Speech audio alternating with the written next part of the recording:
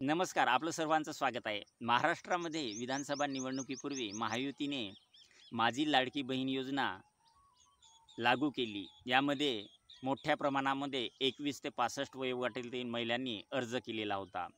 महिलांनी केलेल्या अर्जाची कुठलीही पडताळणी किंवा छाननी झालेली नव्हती आणि सर्वच महिलांना यामध्ये पात्र ठरवण्यात आले होते. परंतु जानेवारी 2025 पर्यंत पात्र असणाऱ्या महिलांमधून काही महिलांना निकषाच्या आधारावर अपात्र ठरविण्यात आले. तर यामध्ये बऱ्याचशा महिलांना आता या योजनेपासून वंचित राहावं लागेल. याचं महत्त्वाचं कारण म्हणजे 21 ते 65 वयोगटातील ही योजना असल्याने 65 वर्ष पार केलेल्या महिलांना आपसुकच या योजनेमधून बाद केल्या जाते. त्यानंतर बऱ्याच महिलांचे लग्न होऊन ते परराज्यात जात असतात. त्यांचेसुद्धा अर्ज इथे अपात्र केले जातात.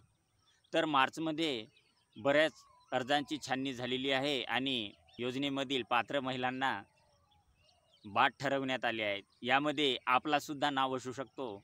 तर आता एप्रिल महिन्याची 10वी किस्त येणार आहे. यामध्ये महिला व बालविकास मंत्री आदित्य तटकरे यांनी एक मोठी घोषणा केली.